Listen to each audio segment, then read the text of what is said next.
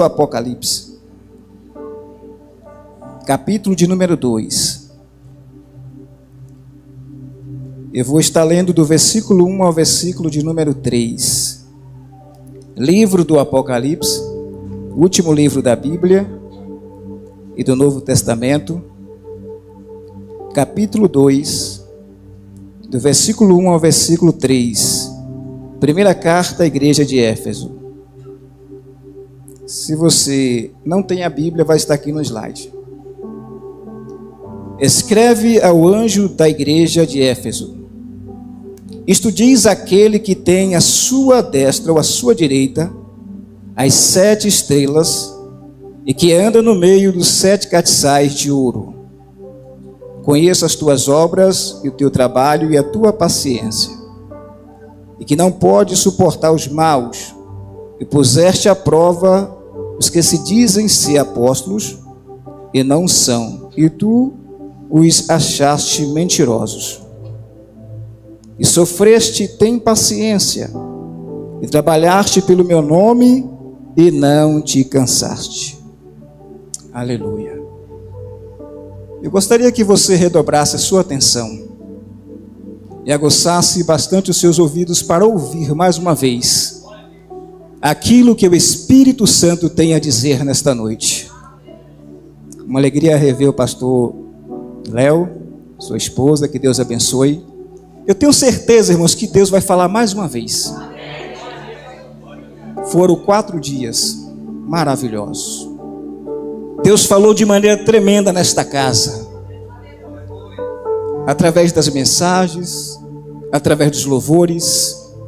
A glória do Senhor se manifestou aqui e nós saímos daqui encharcados da presença do Eterno. E eu tenho certeza que neste momento Deus vai falar através do seu Espírito Santo e da sua palavra, que é poderosa. Éfeso era uma das 3 cidades mais importantes da Ásia Menor na época, capital da Ásia Menor. Ela tinha aproximadamente de 200 a 300 mil habitantes. Era uma cidade muito grande. Era um centro comercial da época importante, um centro comercial marítimo e terrestre. E para lá afluía uma grande multidão para fazer negócios. Também era um centro religioso importante. Naquela cidade de Éfeso ficava o templo da deusa Diana, ou Artemis, a deusa dos Efésios, adorada no mundo da época. E também em Éfeso ficava um templo que fora construído para cultuar ao imperador da época, imperador de Roma. Existia ali também, irmãos, alguns dados históricos, uma indústria muito poderosa que fabricava ídolos, imagens da deusa Diana, e tinha no templo da deusa Diana uma imagem dela, e para lá afluía uma grande multidão para adorá-la. Esses são alguns dados históricos da cidade de Éfeso. Se você já deu uma lida em Atos dos Apóstolos, capítulo de número 19, você vai perceber que Paulo exerceu o seu ministério ali durante 3 anos, na cidade de Éfeso. E naquela cidade, irmãos, Paulo foi usado de maneira tremenda. Tão tremenda, que lá está escrito, registrado, que os lenços e os aventais de Paulo eram enviados e tocavam os enfermos e eles ficavam curados. Tocavam os endemoniados e eles ficavam libertos. Paulo pregou de maneira tão poderosa o nome de Jesus, o Evangelho de Cristo naquela cidade, que o texto vai registrar que uma grande multidão afluiu para a praça da cidade, levando os seus livros, e queimaram todos. Pessoas que estavam presas ao ocultismo, pessoas que estavam presas às trevas e ao pecado, se converteram a Cristo em massa porque naquela cidade, um homem usado por Deus pregou sobre Jesus Cristo, o Salvador do mundo. E a pregação de Paulo foi tão poderosa, irmãos, que uma grande multidão se converteu ao Evangelho do Senhor Jesus Cristo. Uma grande multidão foi liberta. Uma grande multidão foi transformada pelo poder do Evangelho pregado pelo apóstolo Paulo na cidade de Éfeso. O que eu aprendo aqui, irmãos? Um homem chamado, vocacionado, cheio do Espírito Santo, foi usado de maneira tão poderosa e conseguiu transformar uma cidade completamente, ou ganhar uma cidade completamente para Jesus. Sabe o que isso significa? O som ficou muito baixo aqui no retorno. Sabe o que isso significa? Que Deus não precisa de uma grande multidão para fazer um grande movimento em um determinado lugar. Deus precisa apenas de um homem cheio do Espírito Santo, de uma mulher cheia do Espírito Santo, vocacionada para pregar o Evangelho e levar o nome que liberta, que transforma e cura.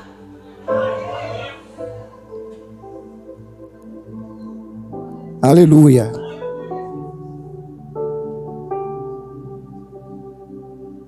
O apóstolo amado, o apóstolo João, também foi pastor da igreja de Éfeso. E aqui tem algumas verdades importantes, 6 verdades importantes, que eu quero passar para você nesta noite. A primeira verdade está no versículo 1 do capítulo 2, que diz que ele é aquele que tem na sua mão direita as 7 estrelas e que anda no meio dos 7 castiçais de ouro. Primeira verdade: Jesus é Senhor e dono da igreja. Essa é a primeira verdade. Jesus é Senhor e dono da igreja. O dono da igreja e Senhor da igreja não é o Papa, não é o bispo, não é o pastor, não é o pregador. O dono da igreja é o Senhor Jesus Cristo. Foi Ele quem morreu por ela, foi Ele quem comprou com seu precioso sangue, foi Ele quem a reconciliou com Deus, foi Ele quem a justificou.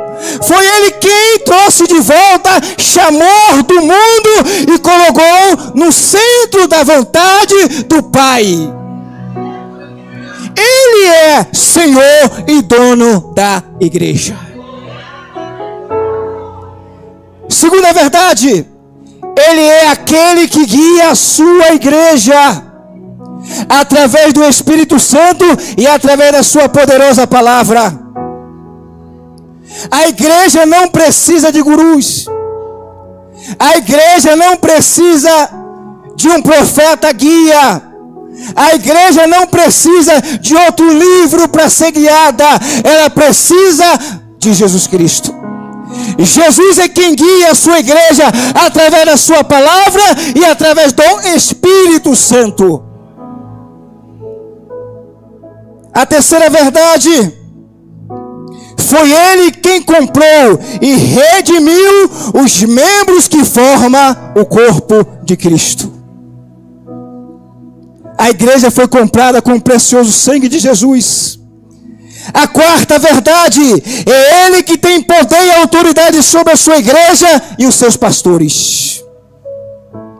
A quinta verdade, irmãos, é Ele quem anda no meio da sua igreja.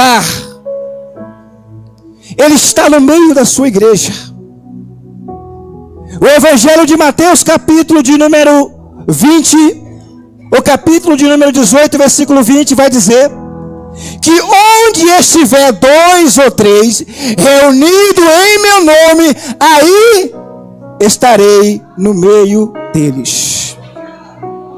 Jesus está no centro da igreja.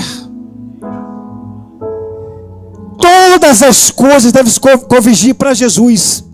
Ele que é digno de receber a adoração, o louvor, a exaltação, o aplauso, a honra, porque Ele está no centro.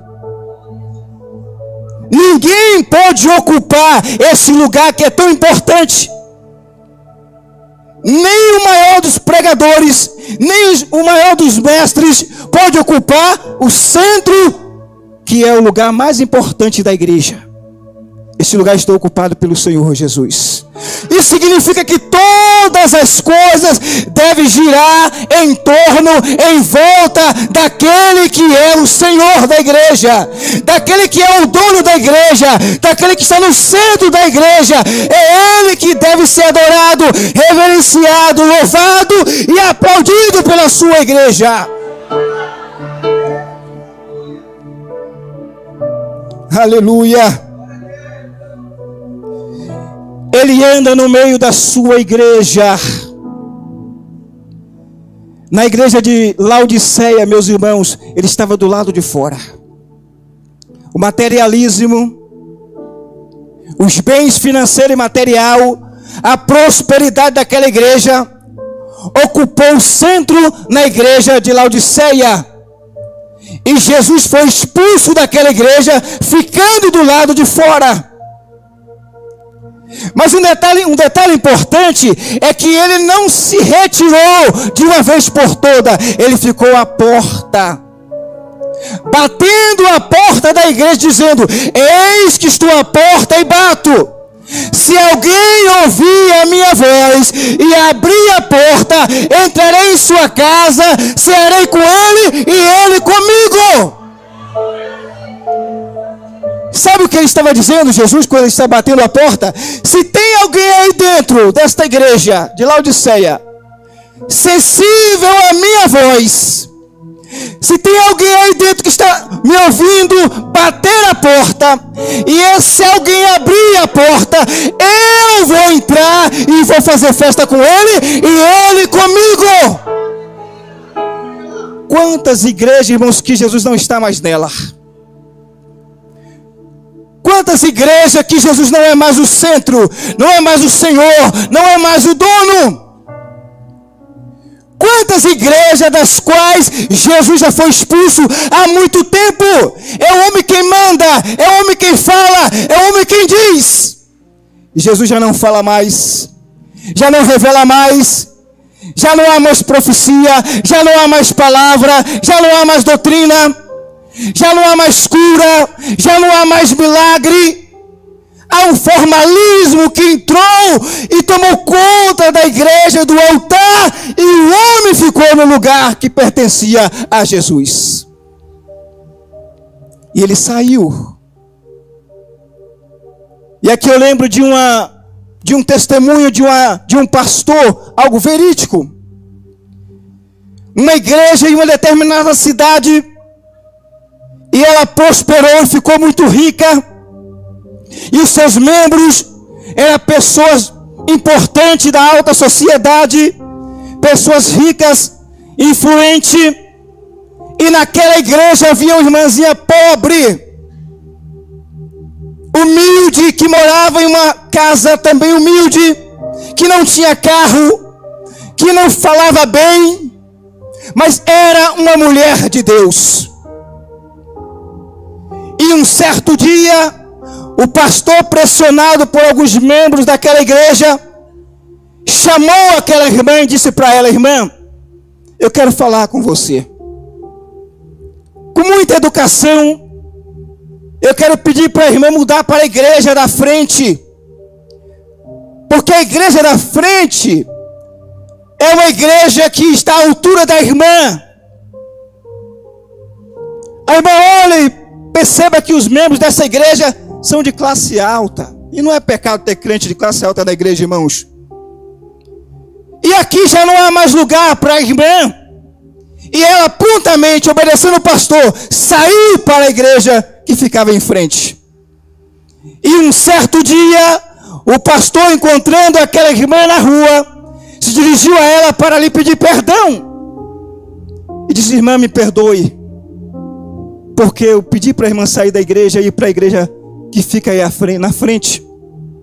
E ela disse: pastor, o senhor está perdoado.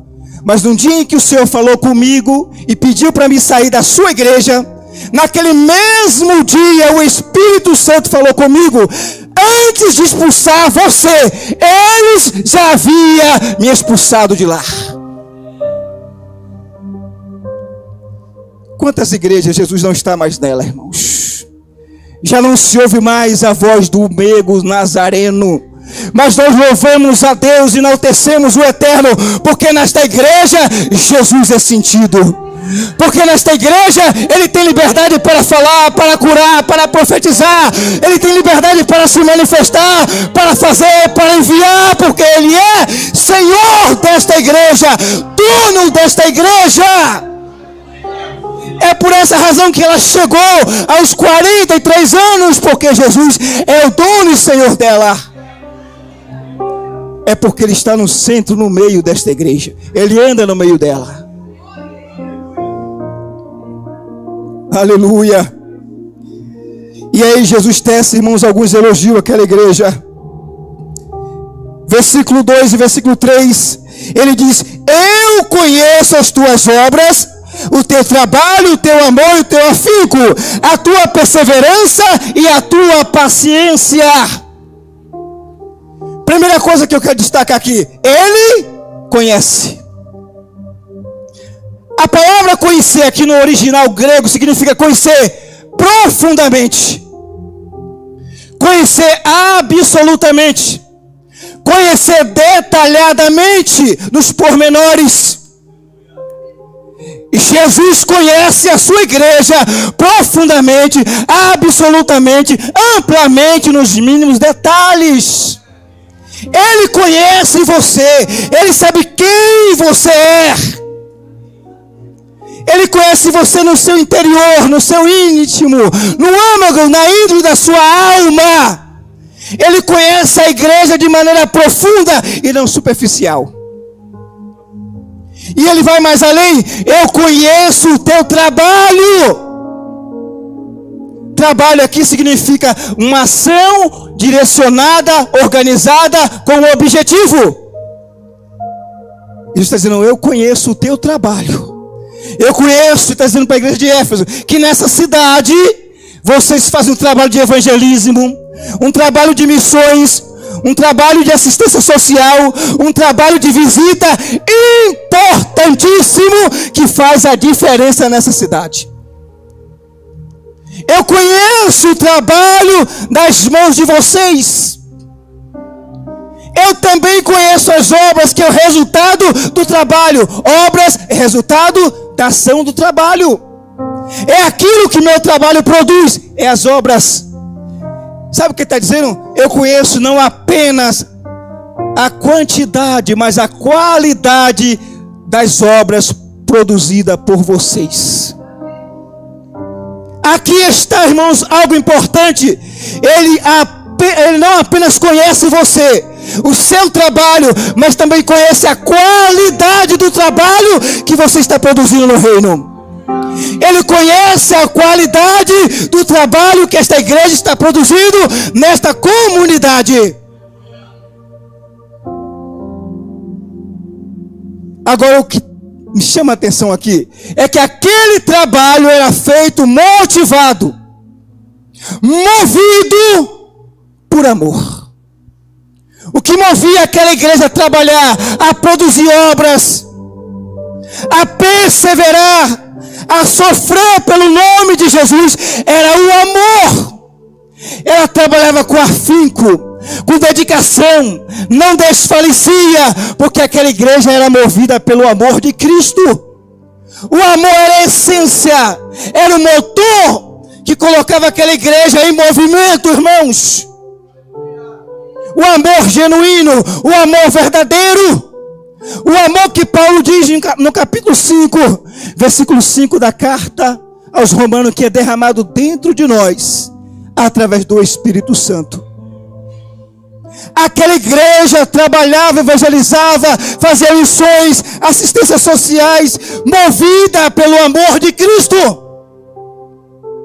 Ela era perseverante porque naquela cidade ela sofreu com a perseguição, sofreu com a pressão dos judeus, sofreu com a pressão dos gentios, sofreu com a pressão do império. Aquela igreja era uma igreja perseguida, mas ela era perseverante e perseverava com paciência. Nada foi capaz de deter aquela igreja, irmãos. Nada foi capaz de deter o trabalho exercido pelaquela igreja. Obrigado, abençoado. Porque aquela igreja era movida pelo amor. Ela trabalhava com afinco. E ele diz: eu conheço a tua paciência, e eu sei do teu sofrimento. Trabalhar para Jesus, trabalhar no reino, trabalhar na obra, envolve sofrimento. E aquela igreja era uma igreja que sofria com a perseguição movida contra ela naquele lugar. E mesmo as perseguições não foram capazes de parar a igreja de Éfeso. Ela não desfaleceu. Nada pode parar uma igreja, irmãos, que é movida por amor. Nada pode parar uma igreja que tem Jesus como Senhor e dono. Nada pode parar uma igreja que trabalha com afinco, perseverança e sem desfalecer. E aqui eu quero liberar uma palavra: nada vai parar você. Nada vai parar o seu ministério. Nada vai parar a sua chamada. Ninguém vai parar aquilo que Deus tem para fazer através da sua vida, da sua família e do seu ministério. Nada e nem ninguém. Agora tem uma nota triste aqui, irmãos. No versículo 4 a seguir. Já estou finalizando. Tem uma nota triste aqui. Porém, entretanto, mais. Eu tenho contra ti que abandonaste o teu primeiro amor. Olha só. A igreja que foi elogiada pelo seu amor, pelo seu trabalho, pela sua perseverança, pela sua paciência, pelo sofrimento que suportou, pelo nome de Jesus, agora recebe uma advertência. Porém, eu tenho contra ti que deixaste o teu primeiro amor. Aos poucos aquela igreja foi esfriando. Aos poucos o amor foi saindo. Aos poucos aquela igreja já não trabalhava mais movida por amor, mas pela força do hábito. Aquela igreja agora se tornou uma igreja religiosa, que fazia religiosamente o seu trabalho, mas não movida mais por amor. Quantos de nós, e começamos tão bem, movidos pelo amor, que orávamos tanto, que era o primeiro a chegar na igreja, que não perdia o evangelismo da igreja, que não perdia a oportunidade de contribuir com a obra missionária, que não perdia a oportunidade de evangelizar alguém, e que tinha aquele fogo, aquele fervor, aquela alegria de servir a Cristo, o reino e o próximo. Mas de repente esse amor foi se esvaindo, foi saindo. E você foi esmorecendo. Foi deixando de congregar. Foi deixando de fazer por amor. E começou a fazer por uma motivação errada. E o Espírito Santo está dizendo para você esta noite: arrepende-te. Primeiro, lembra-te de onde caíste. Arrepende-te e retorna ao primeiro amor. Essa é a mensagem do Senhor Jesus para a igreja esta noite. Não permita que o primeiro amor morra. Não permita que o primeiro amor saia de você. Não permita que o primeiro amor seja apagado. Mantenha ele aceso. Mantenha ele vivo, porque é esse amor que vai mover você para fazer para o Senhor o seu melhor. Fique de pé, por gentileza.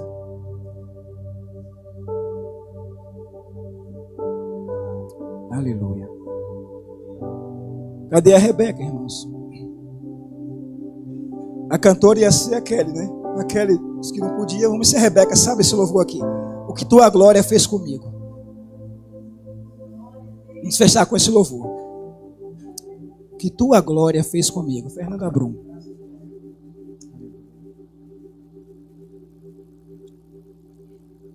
Se você souber,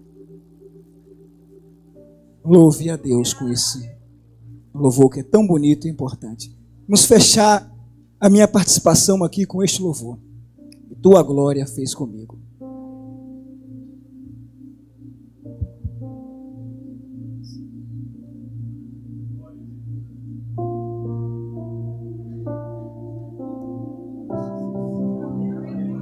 Aleluia, Jesus.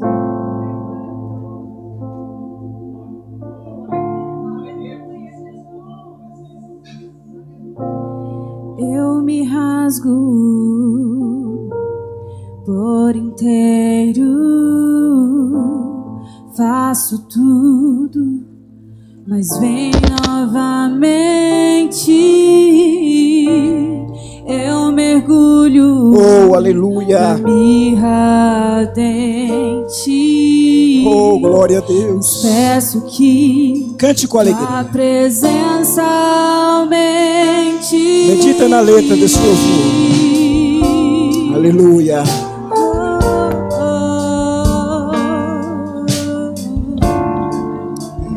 Aleluia.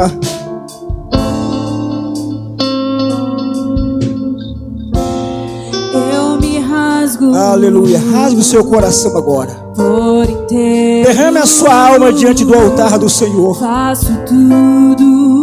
Entregue-se completamente a Ele agora. Aleluia. Deixe Ele avivar a sua alma, o seu coração. Aleluia.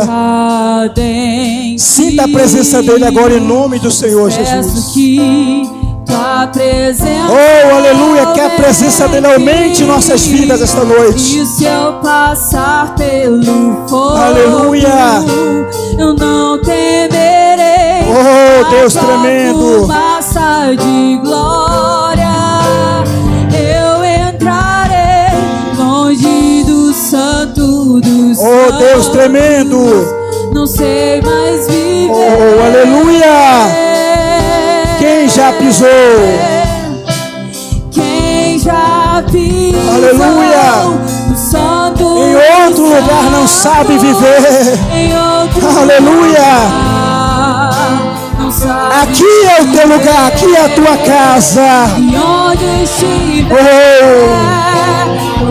pela glória, a glória de Deus. Glória de Deus. Aleluia.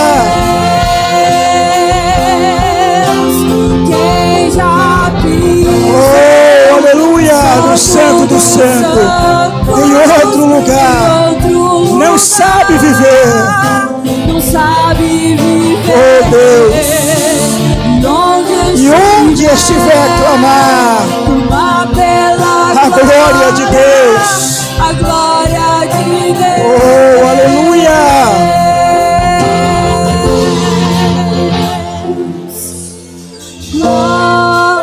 A Ele a glória, a Ele a honra, a Ele o louvor, a Ele a adoração. Aleluia.